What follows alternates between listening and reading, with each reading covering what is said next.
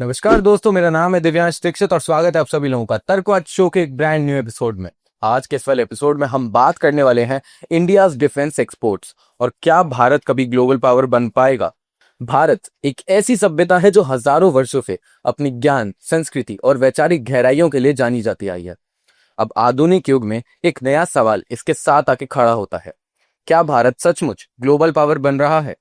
इस प्रश्न का उत्तर एक पंक्ति में नहीं दिया जा सकता, क्योंकि शक्ति केवल हथियारों या पैसों से नहीं आती, बल्कि इकोनॉमी, डिप्लोमेसी, विज्ञान, संस्कृति और सबसे बढ़कर आत्मनिर्भरता से बनती है। और आज इसी आत्मनिर्भरता का सबसे ठोस सबूत है भारत के डिफेंस एक्सपोर्ट्स, यानी देश का रक्षा उत्पादन। पिछले कुछ वर्षों में भारत अपने इस क्षेत्र में जो प्रगति किए जा रहा है वो सरप्राइजिंग है। वर्ष 2013 से 14 में भारत के डिफेंस एक्सपोर्ट महज 686 करोड़ रुपए के आसपास थे, लेकिन आज सिर्फ एक दशक बाद ही यह आंकड़ा यूएस डॉलर्स में 2.7 बिलियन तक पहुंच चुका है। सोचिए, 10 साल में इतना गुना ज्यादा वृद्धि ये सिर्फ एक आंकड़ा नहीं बल्कि उस नए आत्मविश्वास की झलक है जो भारत की डिफेंस इंडस्ट्री में पनप रही है। अब ये सवाल उठता है कि आखिर भारत एक्सपोर्ट क्या कर रहा है। पहले के जमाने में हम सिर्फ छोटे हथियार या बेसिक उपकरणों की बात करते थे, पर अब भारत का एक्सपोर्ट बास्केट कई ज्यादा उन्नति और विविध हो चुका है। आज भारत मिसाइलों से लेकर रेडार्स तक, कम्युनिकेशन सिस्टम से लेकर बुलेट प्रूफ जैकेट्स तक, हेलीकॉप्टर से लेकर के पेट्रोल बोट्स तक और यहाँ तक कि इलेक्ट्रॉनिक वॉरफेयर सब सिस्टम्स तक सब कुछ एक्सपोर्ट करता है। हमारे ब्रह्मोस मिसाइल सिस्टम ने तो पूरे एशिया में भारत की पहचान ही बदल दी है। फिलीपींस जैसे देश ने इसे खरीदकर न केवल भारत की तकनीकी क्षमता को मान्यता दी है, बल्कि इस सौदे ने यह भी साबित कर दिया है कि भारत केवल कंज्यूमर नहीं बल्कि प्रोड्यूसर और सप्लायर भी है। इसके अलावा Dornier 228 aircraft, Chetak helicopters, fast interceptor boats और छोटे नेवल प्लेटफॉर्म्स भी कई देशों में जा चुके हैं। भारत के भारत इलेक्ट्रॉनिक्स लिमिटेड बीईएल जैसे सार्वजनिक उपक्रम रेडार्स, कम्युनिकेशन सिस्टम्स और इलेक्ट्रॉनिक सेंसर्स में महत्वपूर्ण भूमिका निभा रहे हैं। वहीं निजी क्षेत्रों में Tata advance systems, L&T, Bharat forge और अडानी डिफेंस जैसी कंपनियां अंतरराष्ट्रीय स्तर पर कंपटीशन दे रही हैं। आज भारत के लगभग ज्यादा से ज्यादा देशों में डिफेंस रिलेटेड प्रोडक्ट्स पहुंच रहे हैं, एशिया, अफ्रीका, लैटिन अमेरिका और मिडिल ईस्ट तक। इस सफलता के पीछे कई कारण हैं।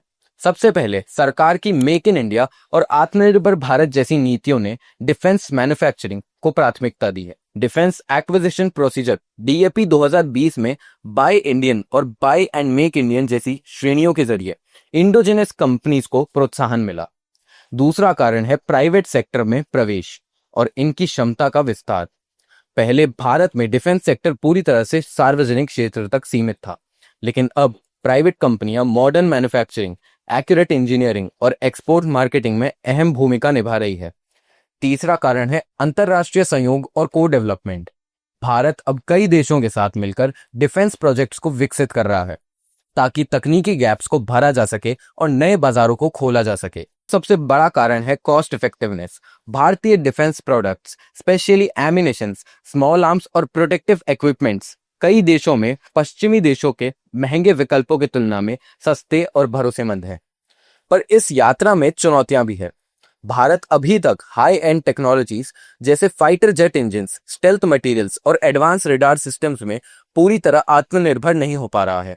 कई बार अंतरराष्ट्रीय बायर्स की शर्त बहुत सख्त होती है।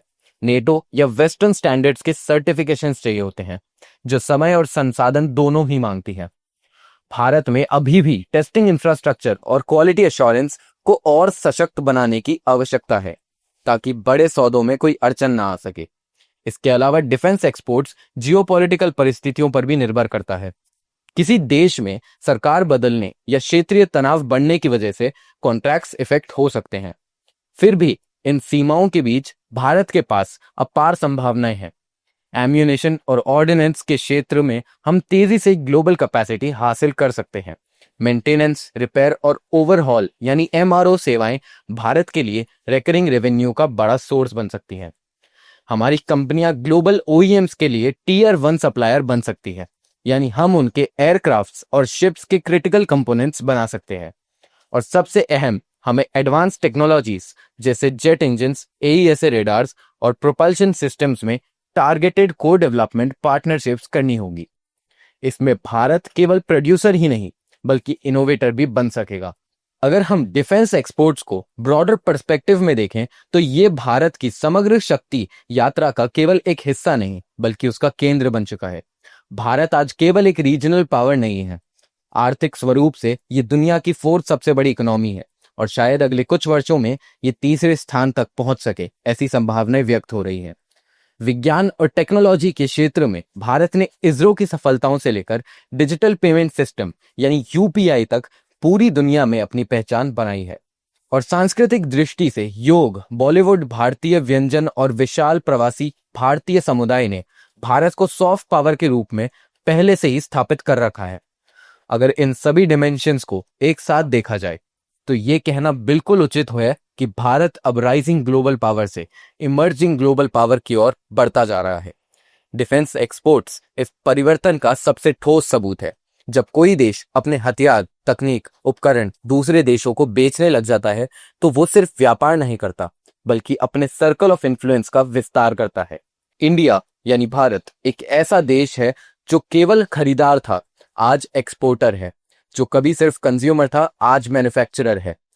भारत की ये कहानी केवल आंकड़ों की नहीं बल्कि आत्मनिर्भरता, नवाचार, आत्मविश्वास की कहानी है। और आने वाले दशक में डिफेंस एक्सपोर्ट्स इसकी सबसे मजबूत आवाज बनने जा रहे हैं। अब अगर इन सब बातों को कंक्लूड करनी जाए तो ये समझना जरूरी है कि इसका किसी भी पॉलिटिकल डिवीजन से कोई लेना देना नहीं है। इन सारी उपलब्धियों का श्रेय किसी एक राजनीतिक दल या सरकार को नहीं दिया जा सकता। भारत की प्रगति सभी सरकारों, वैज्ञानिकों, सैनिकों, इंजीनियरों या नागरिकों की साझी उपलब्धि है। एक ऐसी यात्रा जहां विचारधाराएं पीछे और राष्ट्रहित आगे है। और दर्शकों, इसी के साथ हम आज की खबर का सिलसिला यहीं समाप्त करते हैं। मैं दिव्यांश दीक्षित आप सभी से विदा लेता हूं। धन्यवाद।